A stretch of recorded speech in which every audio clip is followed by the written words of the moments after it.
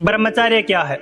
मित्रों, ब्रह्मचर्य का ज्ञान वो ज्ञान है जिससे आत्मा से परमात्मा का मिलन होता है।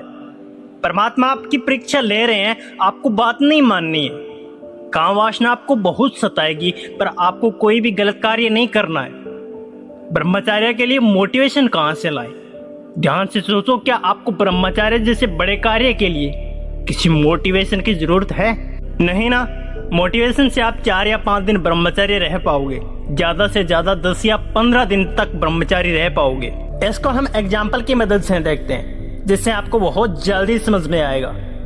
मानिए कि आप एक आइसलैंड में फंस गए हैं। क्या आपको वहां कोई कहने के लिए आएगा कि लहरों से डरकर नौका पार नहीं होती और मेहनत करने वालों की कभी हार नहीं होती?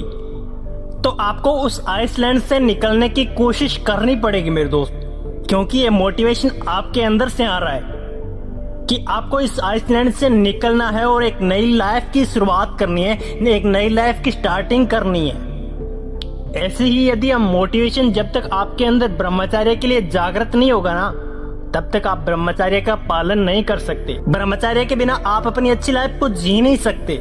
ब्रह्मचर्य से आप 90% लोगों से आगे निकल जाओगे, ऑलमोस्ट डिसीज फ्री। आप जानते हैं कि भगवान शिव ब्रह्मचर्य के बारे में क्या कहते हैं? भगवान शिव कहते हैं कि ब्रह्मचर्य यानी कि वीर्य धारणा की सबसे बड़ी तप है। ब्रह्मचर्य से बढ़कर कोई तपस्या इन तीनों लोकों में कोई भी नहीं है। खंड वीर्य का धारण करने वाला पुरुष इस लोक में मनुष्य रूप में देवता के समान है। द प्रैक्टिस ऑफ ब्रह्मचर्य बाय शिवानंदा ये बुक ब्रह्मचर्य के कॉन्सेप्ट पर काम करती है, जो स्पिरिचुअल और पर्सनल ग्रोथ के कॉन्सेप्ट में सेल्फ कंट्रोलर ब्रह्मचर्य के बारे में बताती है। इसमें आप ब्रह्मचर्य से जुड़ी हुई हर रियल स्टोरी को जानेंगे और ऐसी प्रैक्टिस सीखेंगे जिससे आसानी से आप कर सकते हैं। आप अपना सेक्सुअल डिजायर कंट्रोल कर सकते हैं और हाइपर फोकस इंसान बन सकते हैं, जिसका फोकस अपने गोल पर रहता है। इसके साथ साथ आपको नाइटफॉल से बचने में भी मदद मिलेगी और आप जानेंगे कि स्पर्म को कैसे कंट्रोल करना है। सबसे पहले आपको कुछ रियल कहानियां सुनाई जाएगी, जिससे आपको पता चलेगा कि लोगों ने ब्रह्मचर्य को कैसे फॉलो किया है। उसके बाद उन कहानियों के बारे में जानेंगे जिन्हें आप प्रैक्टिस करके ब्रह्मचर्य का पालन कर सकते हो। तो सबसे पहले ब्रह्मचर्य से जुड़ी कुछ कहानियों के बारे में जानते हैं। वासना की ताकत। जेमिनी की कहानी। एक बार की बात है, श्री वेदव्यास अपनी स्टूडेंट वेदांत की क्लास ले रहे थे। अपने लेक्चर के दौरान उन्होंने एक्सप्लेन किया कि यंग ब्रह्मचारी को बहुत अवेयर रहना चाहिए।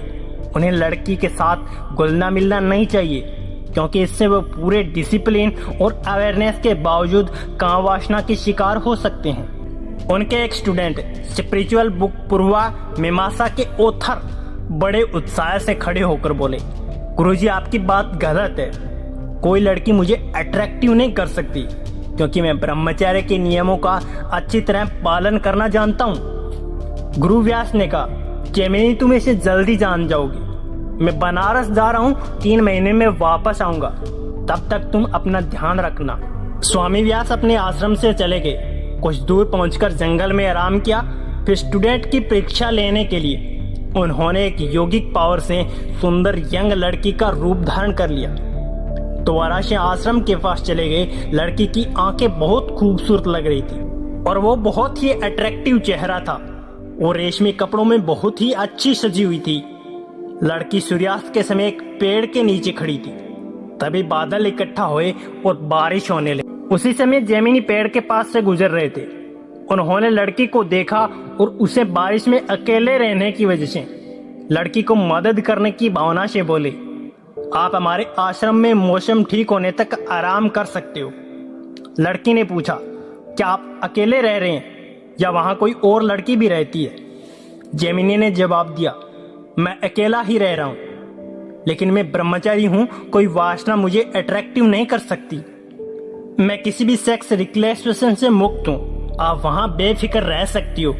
लड़की ने कहा, एक यंग कुंवारी लड़की के लिए रात में अकेले ब्रह्मचारी के साथ रहना सही नहीं है। जेमिनी ने कहा, कन्या डरो मत, मैं आपको ब्रह्मचर्य का वचन देता हूँ।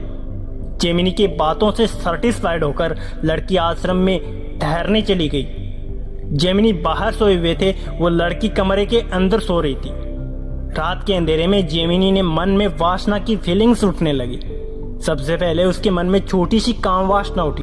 उससे प्रभावित होकर उन्होंने शुद्ध विचारों से दरवाजा खटखटाया और कहा, अरे कन्या, बाहर ठंडी हवा चल रही है, मुझसे यहाँ रहा नहीं जा सकता, इसलिए मैं अंदर सोना चाहता हूँ। लड़की ने दरवाजा खोला। जेमिनी अंदर जाकर सो गई। अब वो एक लड़की के बहुत करीब थे, इसलिए थोड़े समय बाद उन्होंने कामवासना थोड़ी और तेज हुई। फिर वो लड़की के और करीब आ गए। वो उससे बात करने लगे। बात करते करते कामवासना और तेज होने लगी।